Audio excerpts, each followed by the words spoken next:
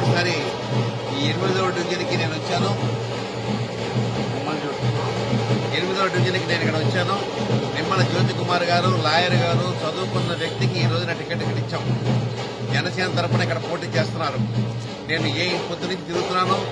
ఏ ఇంటికి వెళ్ళినా నాకు చాలా ఆశ్చర్యంగా ఉందనంటే ఈసారి మార్పు చెయ్యాలి అని ప్రజల్లో ఒక దృఢ సంకల్పం అయితే ఉందని గమనిస్తున్నాను. వాళ్ళ మాటలను బట్టి, వాళ్ళ చేతలను బట్టి, వాళ్ళ బాడీ లాంగ్వేజ్ని బట్టి నాకు అర్థమైంది ఏంటంటే ఈసారి మనం మార్పు చెయ్యాలి, ఖచ్చితంగా ఈసారి మార్పు చూద్దాం అనే ధోరణిలో ప్రజలు ఉన్నారు. కాబట్టి మాకు ఖచ్చితంగా గెలుపు వస్తుందని చెప్పి నేను వాళ్ళ ప్రగాఢ విశ్వాసంతో ఉన్నాను.